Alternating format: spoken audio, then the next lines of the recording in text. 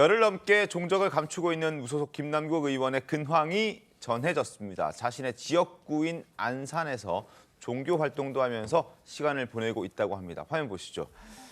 자, 쑥대밭된 민주당 김남국은 과연 어디에? 라는 제목인데 야권 관계자에 따르면 5.18 기념식 당일에 김남국 의원은 세례를 받았던 그 독실한 기도 천주교 신자이기 때문에 당이나 측근들에게 말하기 어려운 그런 내용들, 그런 고민들을 신부님에게 털어놨다.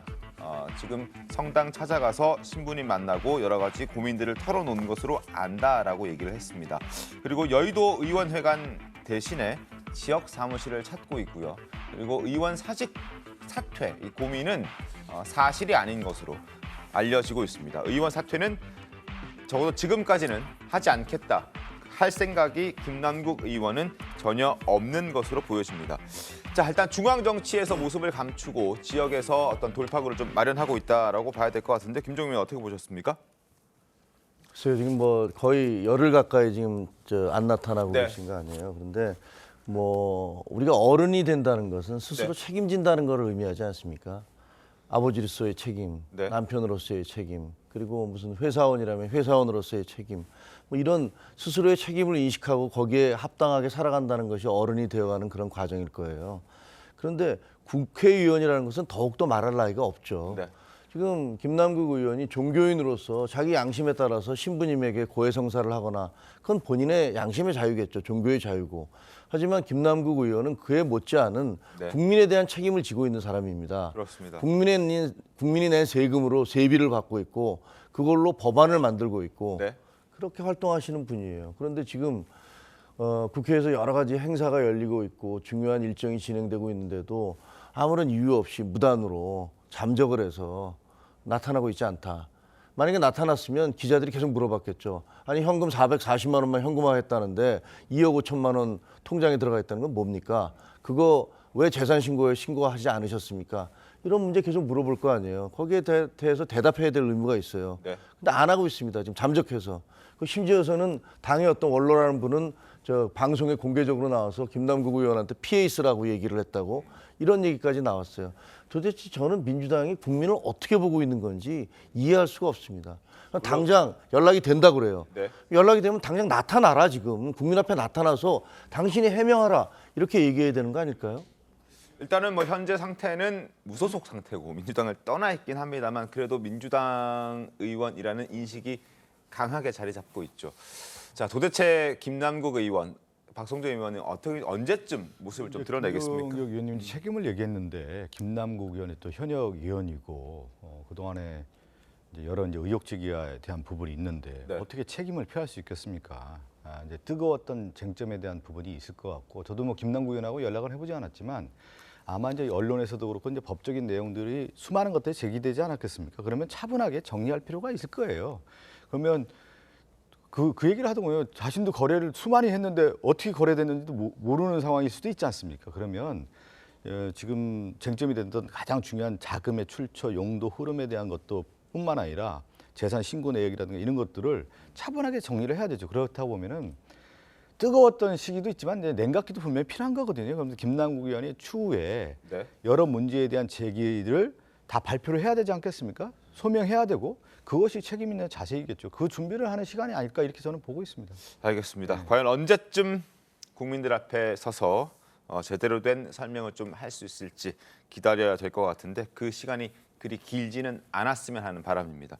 자, 어쨌든 계속해서 국회의 모습을 드러내지 않으면 물론 법안이 통과되진 않았습니다만 자신이 2020년 6월에 공동 발의했던 무노동 무임금 원칙을 어기게 되는 겁니다. 김남국 의원의 과거 발언 들어보겠습니다. 정말 국회와 정치를 개혁할 수 있도록 입법이 이어져야 된다 봅니다. 출석하지 않고 의회 회기에 불출석하고 회의에 불출석한 의원들은 세비 삭감하고 징계하고 이런 부분에 있어서 법이 좀 개정돼야 된다고 생각이 됩니다. 네. 자, 그리고 오늘 김남국 의원 탓인지 덕분인지 어쨌든 코인도 재산 신고 대상에 포함시켜야 한다는 김남국 소위 방지법이라는 게 오늘 오후 3시에 본회의 처리를 앞두고 있습니다.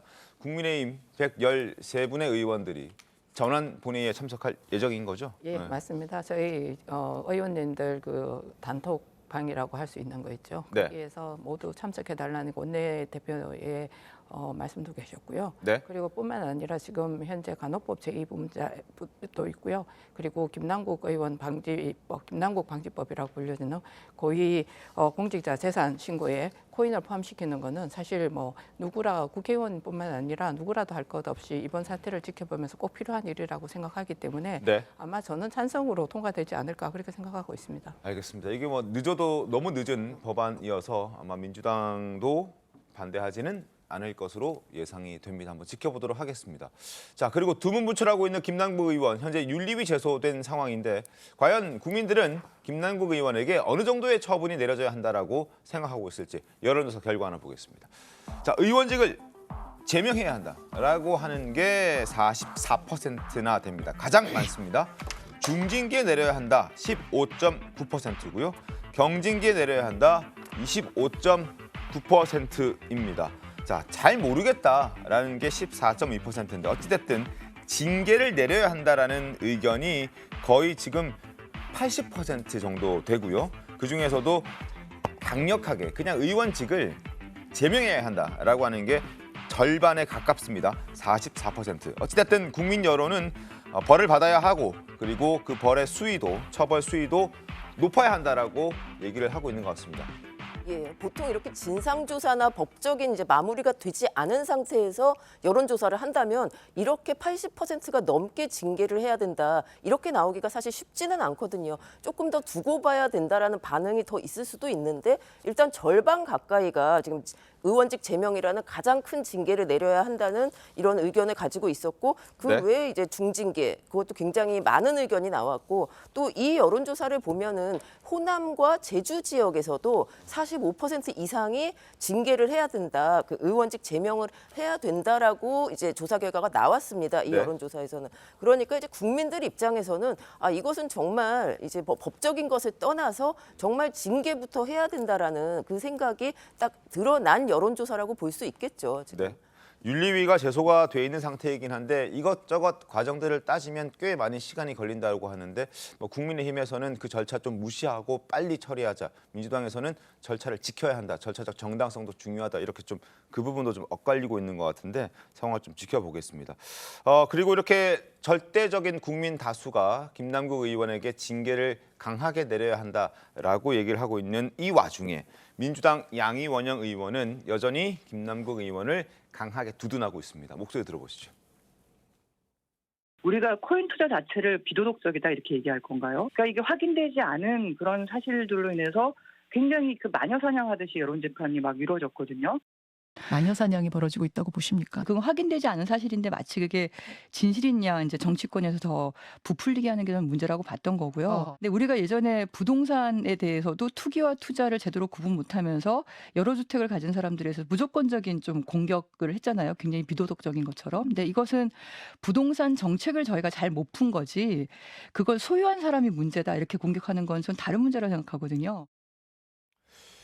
자, 지금 양이원영의 목소리 들으셨는데요. 여러 주택을 가진 사람들을 무조건적으로 비난했던 그 모습, 그거 잘못됐다 이렇게 얘기를 하고 있는데 사실 이렇게 지적했던 건 민주당 아니었습니까? 그러니까 지금 저 얘기를 들으면서 너무 실소를 금할 수가 없는데요. 그 비난을 하실 정도가 아니라 북한에서 하듯이 무자비하게 대응해야 된다. 이런 말을 누가 했습니까? 민주당에서 하지 않았습니까?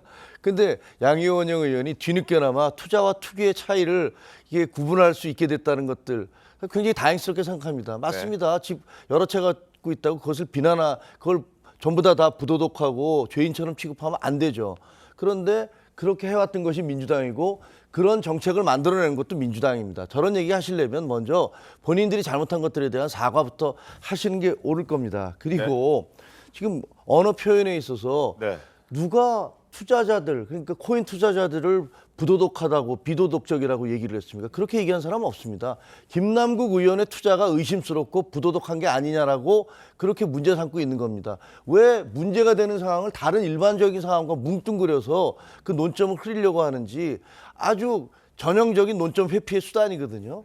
말이 안 되고 물론 저분이 넷플릭스 우리 저 윤석열 대통령이 넷플릭스로부터 투자를 받아낸 것을 네. 왜 넷플릭스에 투자를 하느냐라는 식으로 거꾸로 얘기를 해서 문해력에 상당한 의심을 받았던 적이 있다는 것 저도 기억하고 있고요. 네. 그리고 또 민주당이 우리는 너무나 도덕적인 정당이어서 문제가 있다라는 말까지 해서 많은 사람들이 실소를 자아내지 않았습니까? 그래서 저는 지금 하시는 말씀도 일부는 상당히 맞는 말씀인데 그 말씀이 정당성을 가지려면 본인들이 과거에 했던 그런 부분들에 대한 반성과 사과, 대국민 사죄 이런 것이 있은 다음에 그런 말씀을 하시면 받아들일 수 있겠다라고 생각합니다. 물론 양이원영 의원의 발언이 당 차원의 어떤 발언이라기보다는 개인의 의견이고 개인의 어떤 주장이긴 한데 저런 주장들을 해낼 때는 민주당 내에서도 조금 시선이 그렇게 곱진 않을 것 같은데요. 그러니까 사안을 바라보는 문제에 있어서 특히 이제 김남국 의원 이 코인 투자 관련해서는 국민의 질타가 얼마나 셉니까? 그거에 대해서 이제 모든 의원들이 다 받아들이는 거고요. 아마 이제 양이원영 의원 입장에서는 이제 코인 투자에 대한 얘기를 하다 보니까 저렇게 얘기가 된 건데 지금 김남국 의원 관련해서 민주당 의원들이 얼마나 지금 많은 질타를 받고 있습니까? 그래서 뭐 그거에 대해서는 저는 뭐 더 언급할 필요는 없는 것 같습니다. 알겠습니다. 자, 그리고 이원욱 의원이 강성 지지자들에 대한 비난을 받고 거기에 대해서 좀 불만도 드러내고 이재명 대표에게 부탁한 것도 있습니다. 그런데 그걸 조사해봤더니 이재명 대표가 조사를 해봤더니 이원욱 의원에게 비난하고 비판을 보냈던 그 사람이 당원이 아니었던 것으로 드러나서 이재명 대표가 되려 이원욱 의원을 또 비판하는 듯한 그런 발언을 해서 다시 한번 또 충돌이 벌어지는 것 아니냐 이런 우려도 나오고 있는 그런 상황인데 일단 어제 이재명 대표 발언부터 들어보겠습니다. 얼마 전에 우리 당내 여성 의원 한 분한테 좀 심한 문자를 보내서 결국 제명 조치를 했습니다. 또 한 케이스는 조사를 해보니까 당원이 아니에요. 당원을 가정해서 장난을 친 것이거나 이간질을 소유한 것이거나 이건 음해죠. 이런 건 해서는 안 됩니다. 우리 가짜뉴스를 비판하면서 우리끼리 사실도 아닌 허위 사실에 기초해서 비난, 비판하면 되겠어요. 그리고 외부의 이간질에 놀아나지 말자.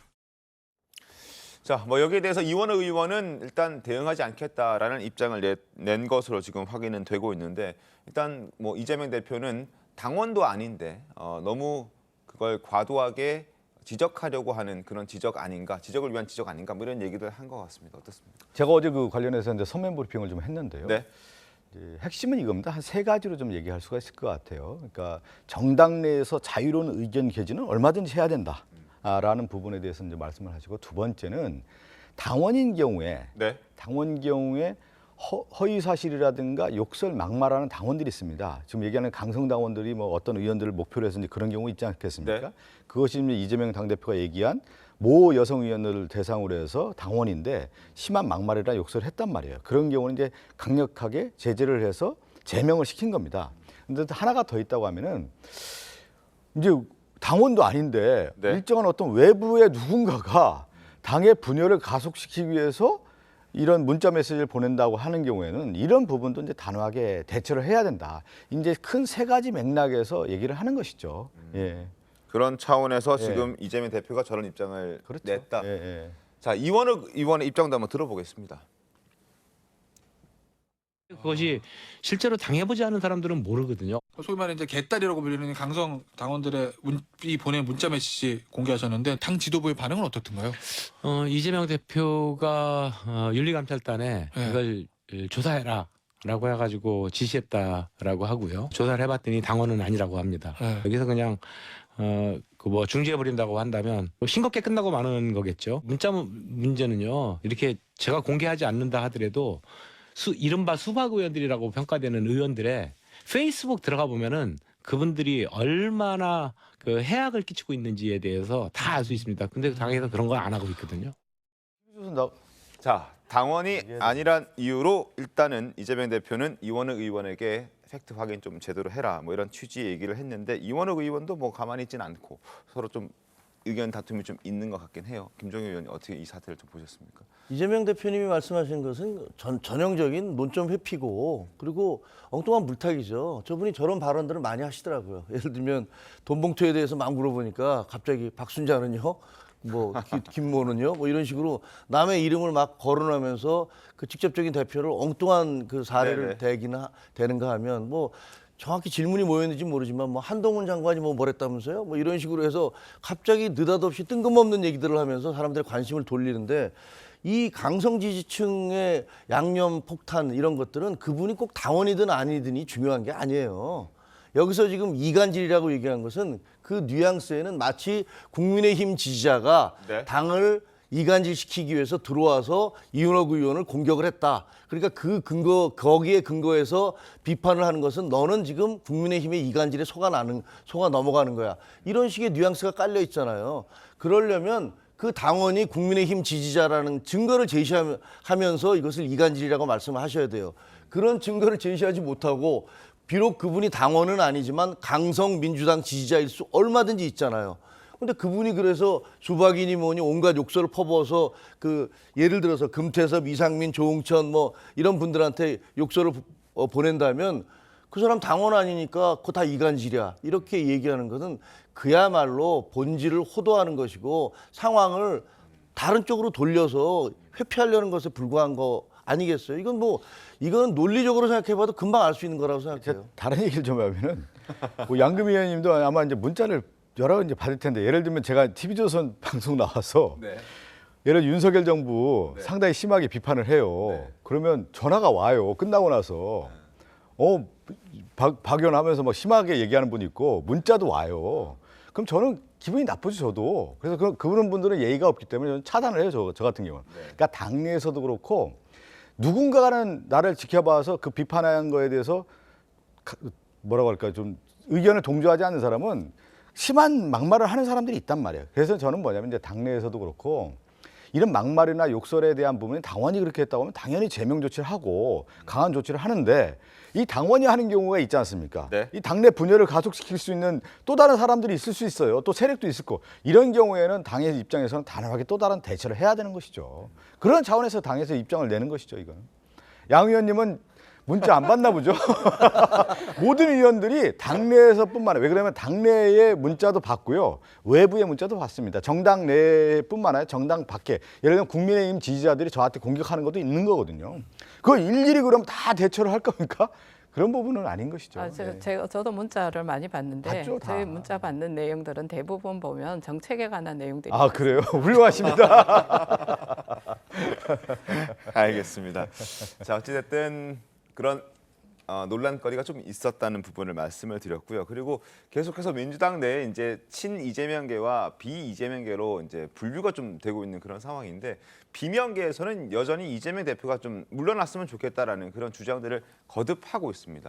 반대로 친명계 의원들은 강하게 반박하고 있죠. 어제 김영진 의원과 임세현 전 부대변인의 목소리를 한번 들어보겠습니다. 이상민 의원은 그런 얘기를 했더라고요. 대표직에 사임해라. 내년 공천 어렵다. 이런 말까지 했던데 예, 어떻습니까? 감기에 걸렸는데 암 수술하게 되면 사람이 죽지 않습니까? 본인 스스로부터 오선 국회의원은 나는 무엇을 할 것인가? 이를 먼저 고민하고 문제 제기하는 게 필요하지 않을까? 너무 그런 논리의 늪이나 방송의 늪에 빠져서 저는 사실 지난 대선이 사기꾼이 만든 사기 대선이었다고 생각하거든요. 네.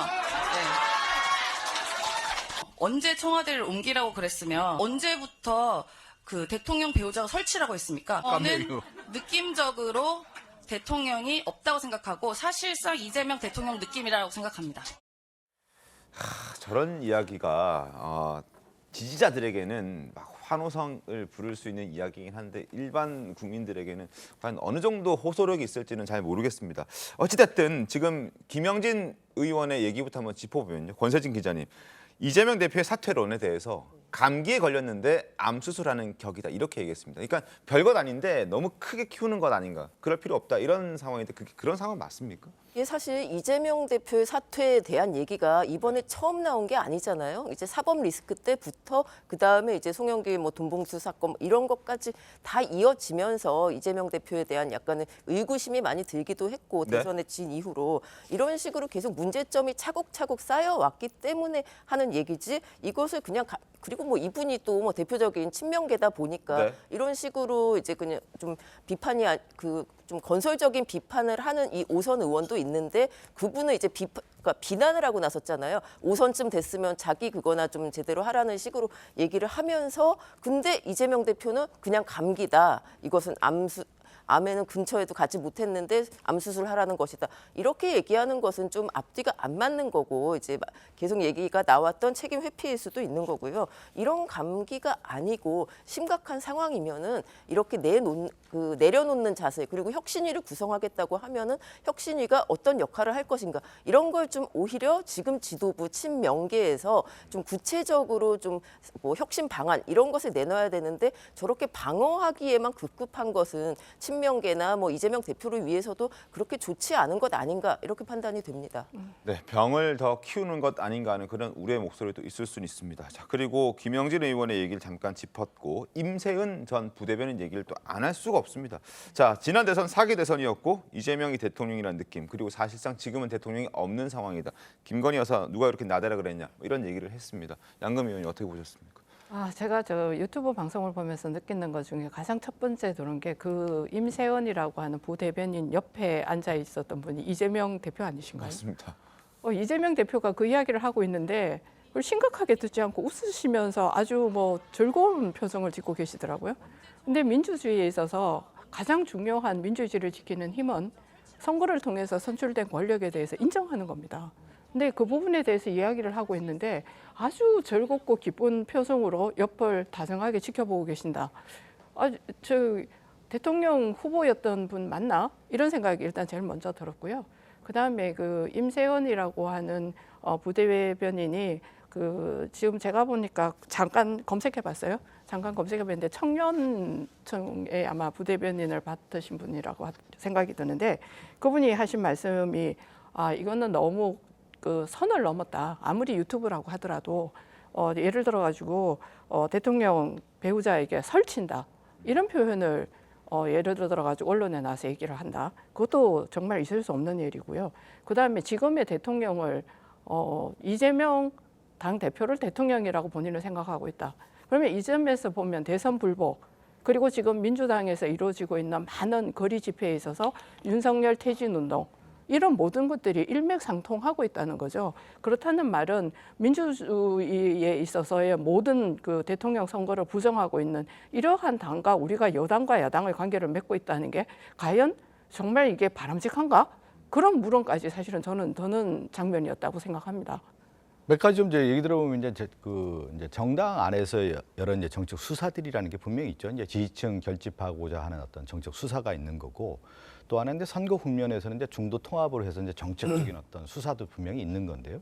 저건 이제 당원 지지자들 대상으로 하는 어떤 뭐 유튜브 방송이었기 때문에 아마 당의 결속력을 강화하는 차원에서 어떤 여러 얘기가 이제 나올 수가 있는 거고요. 그건 이제 국민의힘에 있는 유튜브도 비슷합니다. 그냥 정당 내에서 얘기하는 것들은 다 비슷한. 제가 좀 더 얘기를 하면은 그러니까.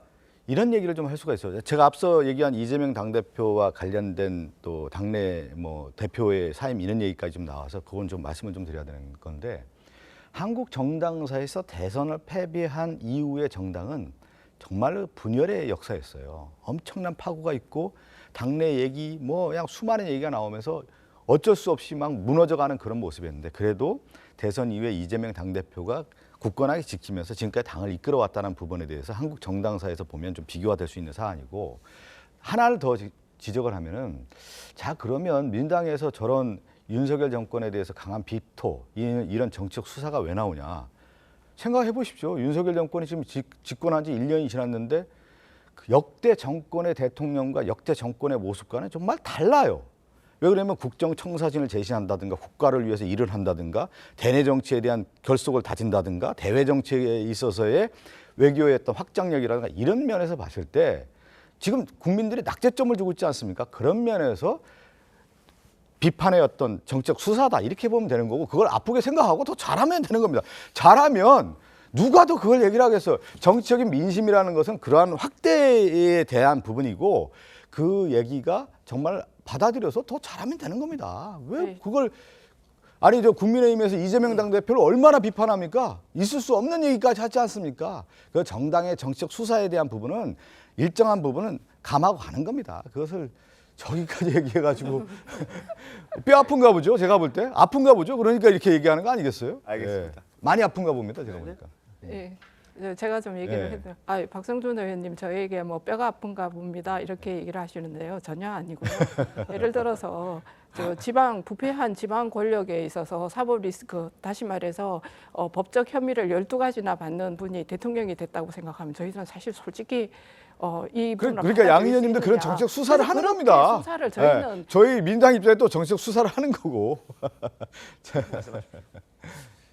있잖아요. 그 아까 그 김영진 의원이 얘기했던 그 감기에 걸렸는데 암 수술하게 되면 사람이 죽지 않습니까? 근데 그걸 들으면서 야 저렇게 진단을 하고 계시구나. 정반대 상황 아닙니까? 아니 암 환자에게 감기약만 주고 있으면 그 환자 진짜 죽습니다. 지금 민주당 상황 그런 상황이에요. 저걸 감기 수준이라고 얘기하면서 그 당내에서 이루어지는 개혁 혁신 요구를 왜 우리가 암 수술을 해야 돼? 좀 상황을 제대로 좀 보셨으면 좋겠어요. 지금 거의 암 환자와 같이 어려운 상황이고 거기에서 감기약으로 대충 땜질을 하고 거기다가 빨간 약 바르고 이런 식으로 넘어갈 수가 없습니다. 그걸 좀 아셨으면 좋겠고요. 그리고 지금 저 임세은인가 하는 그 부대변인이 얘기할 때 저 양금희 의원과 똑같은 생각을 했어요. 그걸 보면서 그 옆에서 이재명 대표가 웃고 계세요. 그러면서 뭐 나도 동감이라든가 옆에 슬쩍 그런 얘기를 하시는데 제가 봤던 그 맥케인 그 지금 누구 때인지 기억이 잘 안 나는데 맥케인이 당원들 상대로 연설을 하는데 네. 그때 당원들이 강력하게 지금 대통령 뽑힌 대통령 프로드 아니냐 사기 아니냐 네. 민주당 대통령 됐는데 이거 사기 아니냐 그랬더니 맥케인이 정식으로 당신은 그런 말을 하면 공화당원 자격이 없다. 우리는 우리가 반대하는 사람이라도 투표로 뽑힌 사람이라면 대통령으로 인정해줘야 된다라고 얘기를 하는 걸 보고 제가 굉장히 감동을 받은 적이 있어요.